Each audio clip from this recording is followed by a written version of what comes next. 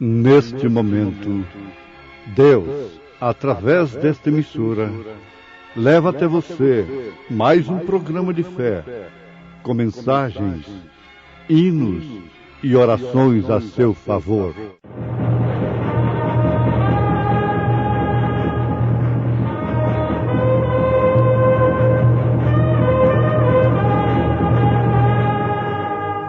Fé para vencer.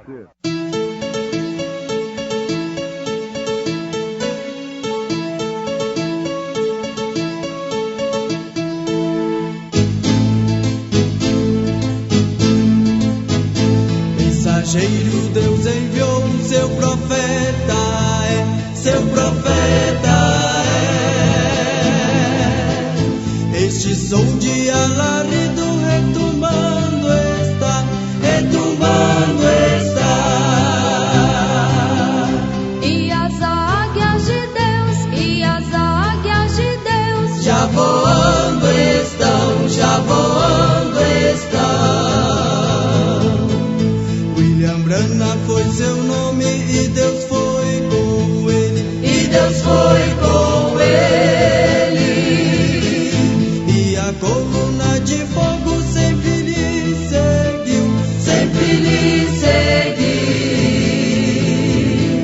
A palavra ele pregou, a palavra ele pregou com fidelidade. Portanto, tudo o que vós quereis que os homens vos façam, fazei-lo também vós, porque esta é a lei e os profetas.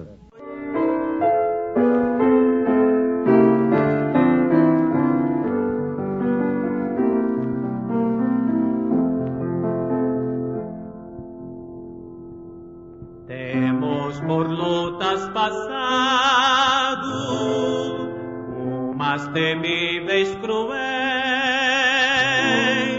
mas o Senhor tem livrado delas seus servos fiéis.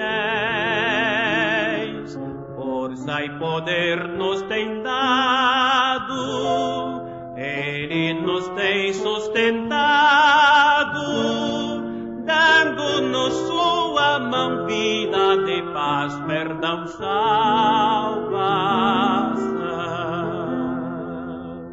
Sim, Deus é por nós, quem nos vencerá, dar-nos a poder real, Deus nos guardará,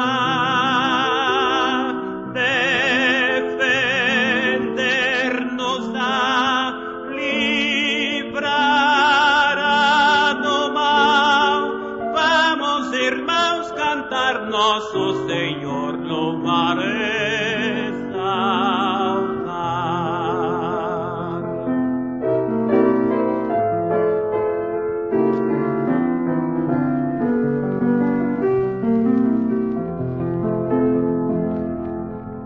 Sim, Deus nos tem protegido com a vitória cabal. Não se tem ele esquecido que na palavra real tudo nos tem prometido, ele nos tem garantido graça e favor sem par, sim, todo bem-estar quer nos dar. Sim, Deus é por nós, quem nos vencerá, dar-nos a poder real, Deus nos guardará, defender-nos-á, livrará do mal. Vamos, irmãos, cantar nosso Senhor, louvar e salvar.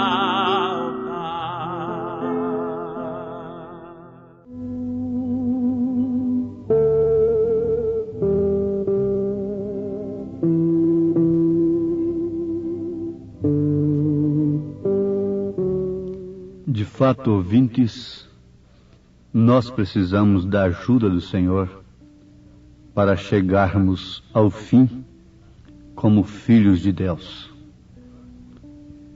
A melhor coisa que poderíamos mostrar para um povo sofredor, que luta com tantas dificuldades, não como o nosso país luta, mas como todo o mundo está lutando.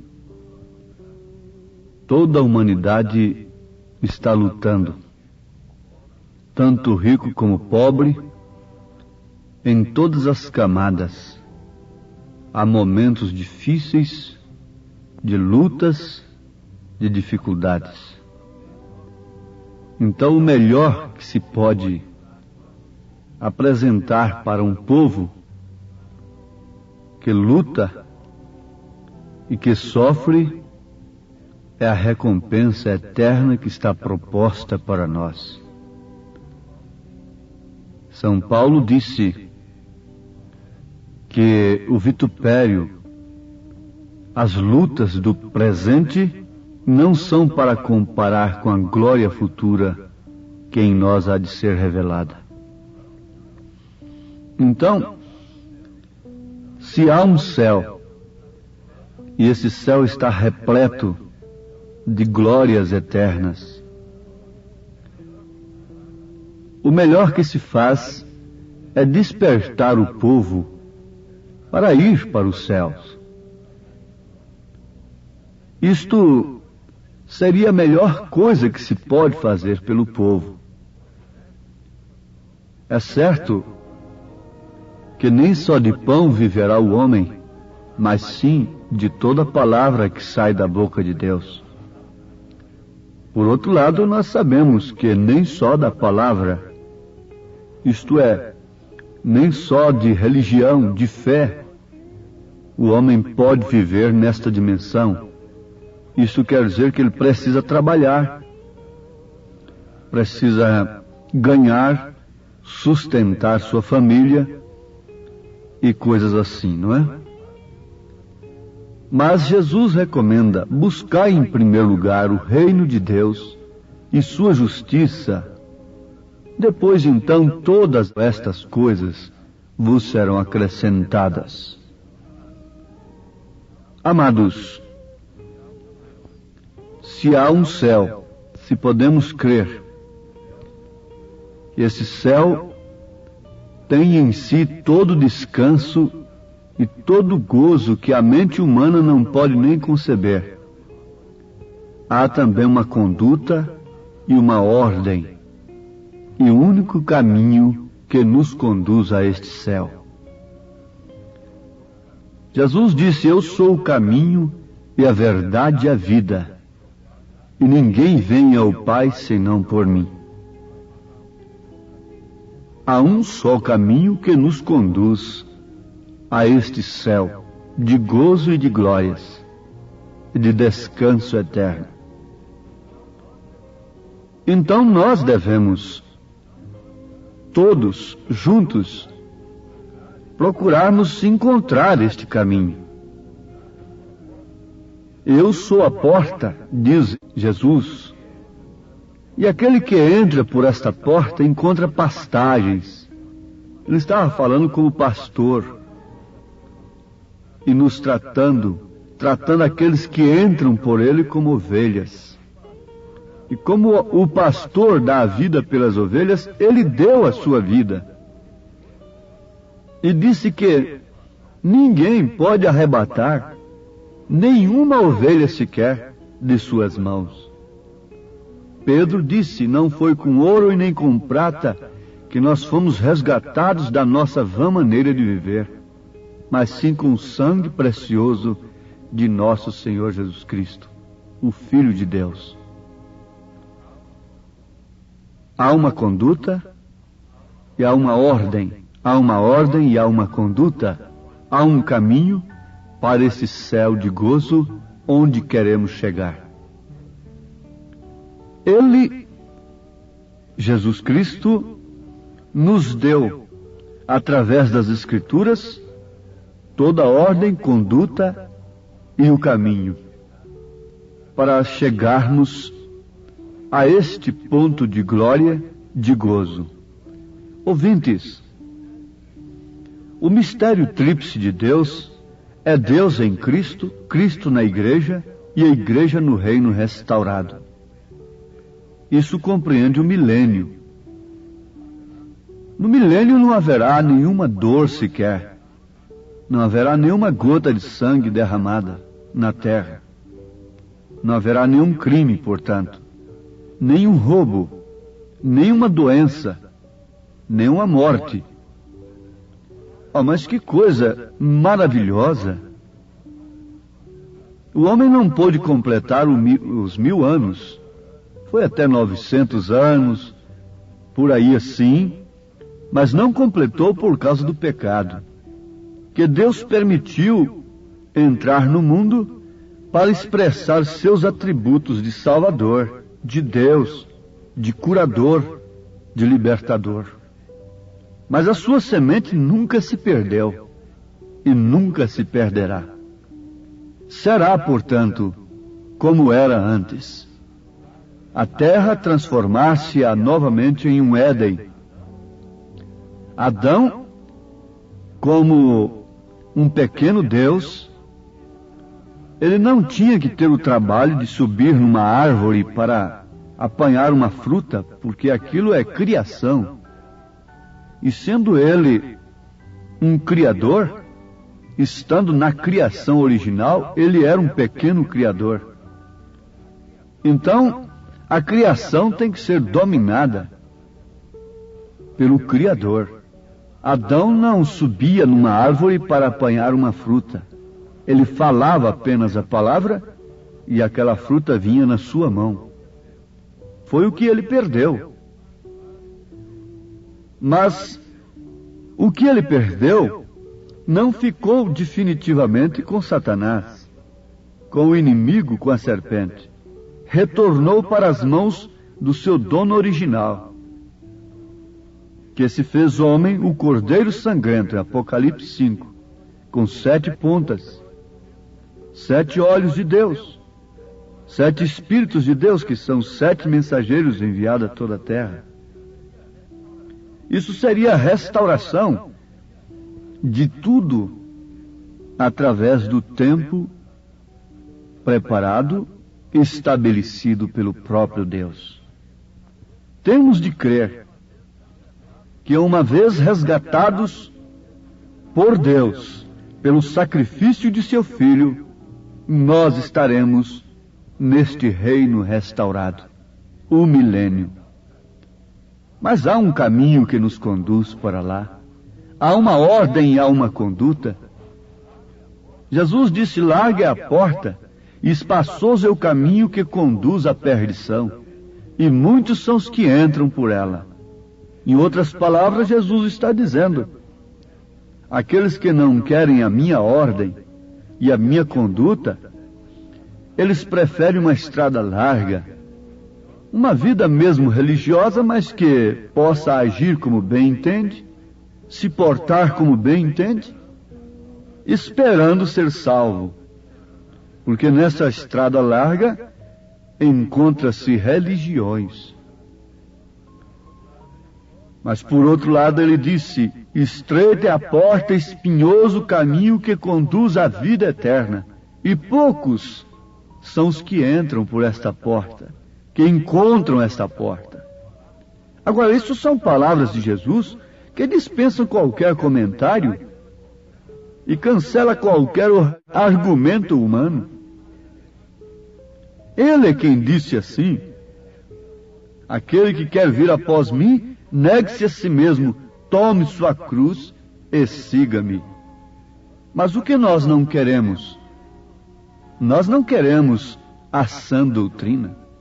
Há muita gente se submetendo a espíritos religiosos, a fanatismos terríveis, a ponto de darem cabo às suas próprias vidas. Mas há outras coisas por aí de trás da cortina. Sacrifícios que não agradam a Deus. Sacrifícios horríveis anti-escriturísticos ou apoiados pela sociedade, pelo mundo religioso. Há tanto sacrifício que não agrada a Deus. A Bíblia diz que o único sacrifício que agrada a Deus é a obediência. Na verdade, para se obedecer à palavra, deve-se sacrificar, mas é o único sacrifício que agrada a Deus. A palavra de Deus não faz de nós fanáticos. Não, na verdade, um verdadeiro cristão não passa de um louco para o mundo, porque o próprio Jesus foi chamado de louco, de endemoniado. Mas se há um povo que tem um perfeito juízo, é aquele povo que tem o Espírito Santo. Esse tem um perfeito juízo. Ele sabe o que é errado e sabe o que é certo. Não deixa de fazer aquilo que é certo por causa do que vão dizer, por causa do que vão pensar. Não. Não, não. O Espírito Santo coloca em nós o caráter de Cristo. E já temos aprendido que reputação é aquilo que pensam de nós, mas caráter é aquilo que somos. É uma das condutas e ordens que Jesus tem nos dado. Ele diz em São Mateus capítulo 7, versículo 12: portanto, tudo o que vós quereis que os homens vos façam, fazei-lo também vós, porque esta é a lei e os profetas. Pode-se dar um exemplo bastante popular e claro para os nossos ouvintes sobre isto? Sim, quando nós paramos o nosso carro, aguardando um outro carro passar numa via preferencial, e que aquele outro motorista concede o seu direito para nós ficamos satisfeitos e damos um sinal de agradecimento. Está muito bem. Mas quando chega a hora de nós termos paciência com o outro motorista que está transitando, naturalmente com uma certa necessidade e qualquer coisa assim, nós nos tornamos impacientes. Nós não queremos que ninguém buzine atrás de nós insistentemente, assim que o sinaleiro abre. Eu costumo tirar essas lições todas. Mas tem uma coisa, quando a gente para atrás de outro e que ele tarda a avançar, quando o sinal abriu, então nós já queremos buzinar insistentemente. É uma aplicação, é uma ilustração apenas que estamos fazendo. Quantos maridos querem que suas esposas façam para eles o que eles não intencionam fazer para elas? Entre filhos e pais, e no sentido geral, mesmo nos empregos, empregados que esperam de seus patrões recompensas que eles não merecem. E por outro lado, patrões que esperam de seus empregados um fruto, um rendimento que eles não fazem jus daquilo. Jesus está dizendo: tudo que vós quereis que os homens vos façam, fazei-lo também vós, porque esta é a lei e os profetas. Eu não quero que ninguém tolere um erro meu. Eu não quero que ninguém minta para me favorecer. Eu já tenho tido essas experiências.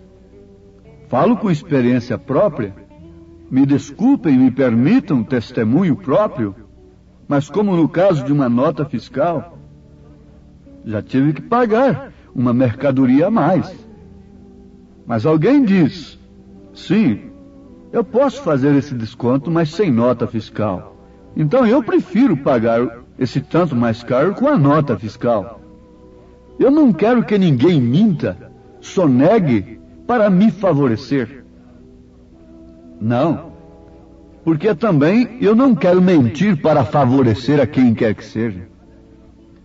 Mas é que nós estamos vivendo num mundo de compromissados. Você aceita uma mentira a seu favor hoje? Você já está comprometido com aquela mentira. Não foi você que mentiu, mas você aceitou a mentira a seu favor.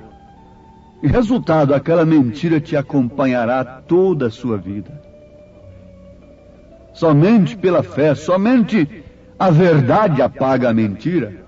São Pedro diz aqui, na segunda carta, capítulo 2, versículo 19, prometendo-lhes liberdade, falando de falsos pregadores, falsos doutores, falsos mestres que viriam nos últimos dias, prometendo-lhes liberdade, sendo eles mesmos servos da corrupção.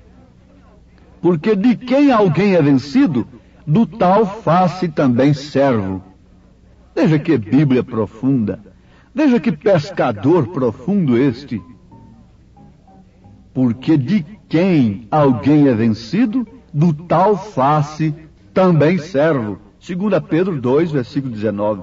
Jesus disse que o ladrão não pode saquear a casa antes de amarrar o valente, o seu dono ali, antes de dar cabo à sua vida ou qualquer coisa assim.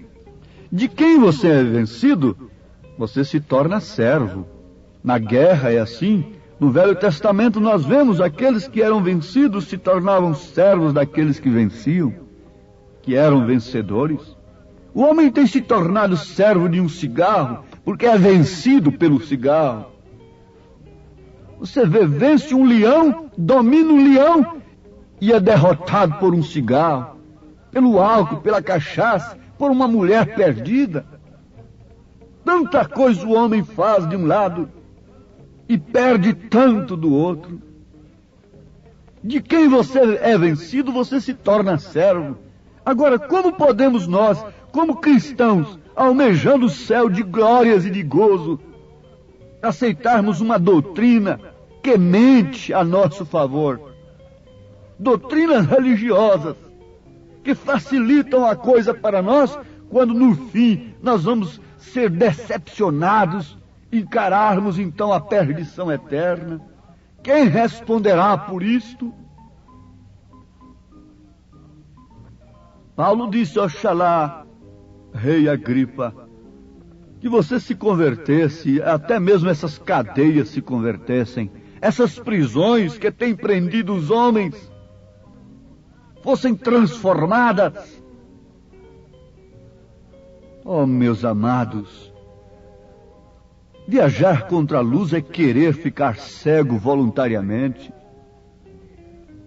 Não queiramos a cegueira, mas antes vamos pedir ao Senhor para abrir os nossos olhos. Se você é vencido por uma falsa doutrina, você se torna escravo dela. Se você é vencido por uma mentira, você se torna servo da mentira. E quem poderá responder por você? A Bíblia diz que cada um dará conta de si mesmo a Deus. Aqueles que ensinam o povo responderão caro diante de Deus. Por quê? Porque aqueles a quem eles ensinaram perecerão. Se não houvesse consequência para aqueles que são ensinados, naturalmente não haveria consequência para aqueles que ensinam. Mas como há consequência, a grande consequência da perdição eterna, então haverá a grande consequência de terror e expectação, essas almas todas clamando sobre aqueles que relaxam a palavra de Deus para eles. É uma mentira a seu favor, que você pode fazer isso e aquilo outro, quando a Bíblia lhe dá a conduta e ordem e o caminho para a glória eterna. Deus abençoe a cada um, abrindo os olhos de todos para verem estas verdades, em tempo de se arrependerem, se converterem e serem batizados em nome de Jesus Cristo para a remissão dos mesmos. Amém.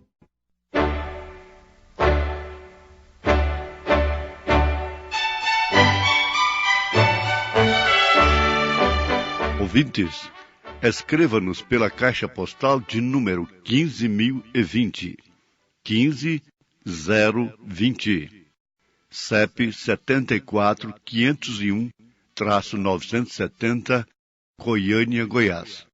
O nosso endereço na internet é www.apalavraoriginal.org.br. Volte a nos ouvir amanhã novamente neste mesmo horário nesta emissora, se o Senhor nos permitir, com fé no Filho de Deus, a fé que vence o mundo.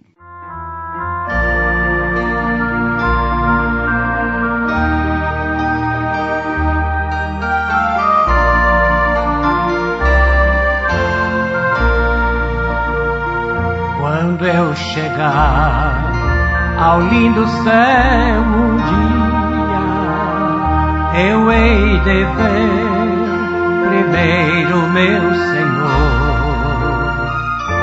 Eu hei de ouvir a santa melodia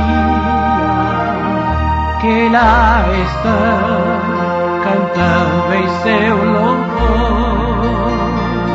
Então serei feliz entre os remidos, e lhes direi do meu prazer sem fim, porque no céu não haverá gemidos, e o céu será de glórias para mim. No lindo céu existe mais encanto que nos vergéis do mundo em plena luz, e entoarei ali um hino santo de exaltação ao nome de Jesus. Então terei prazer mais que inaudito ao contemplar as multidões sem fim, porque no céu meu nome está escrito, e o céu será de glórias para mim.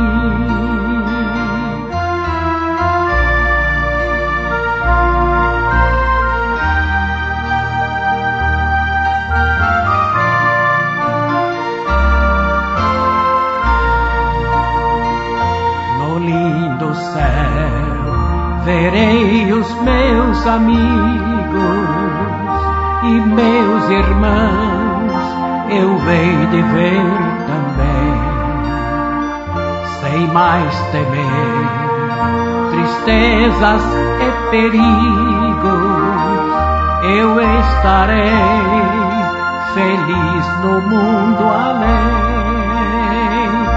então serei um santo redimido e viverei para sempre ali sem fim, porque no céu o gozo é permanente e o céu será de glórias para mim.